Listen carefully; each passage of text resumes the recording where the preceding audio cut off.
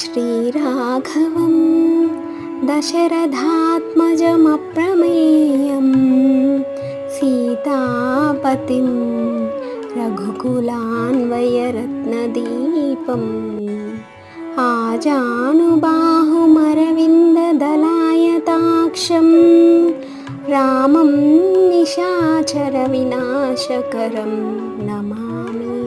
శ్రీమంతమైన రఘువంశంలో పుట్టినవాడు, దశరథుని కుమారుడు, ఏ ప్రమాణమునకు విషము కానివాడు, సీతకు పెనిమిటి, రఘువంశమునకు రత్నదీపం వంటివాడు, మోకాళ్ళను అంటే చేతులు గలవాడు, తామర రేకుల వంటి పెద్ద కన్నులు గలవాడు, రాక్షసులని చంపినవాడు అగు రామునకు నమస్కరించుచున్నాను.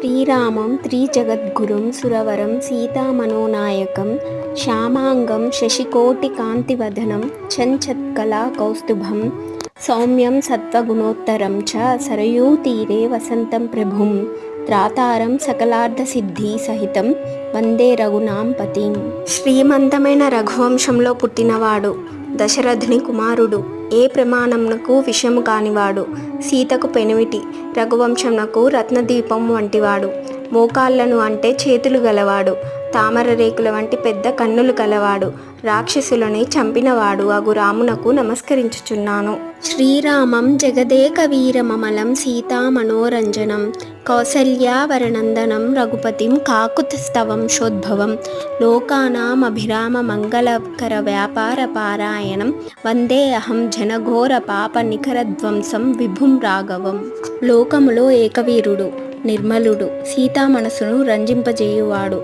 కౌసల్య కుమారుడు, రఘువంశ ప్రభువు, కాకుత్వంశమున పుట్టినవాడు, లోకములకిష్టమైన మంగళములను కలిగించు వ్యాపారములందు ఆసక్తి కలవాడు, భక్తుల ఘోర పాపములను పోగొట్టువాడు, సర్వవ్యాపకుడగు రామునికి నమస్కరించుచున్నాను. శ్రీమాత్రే నమః.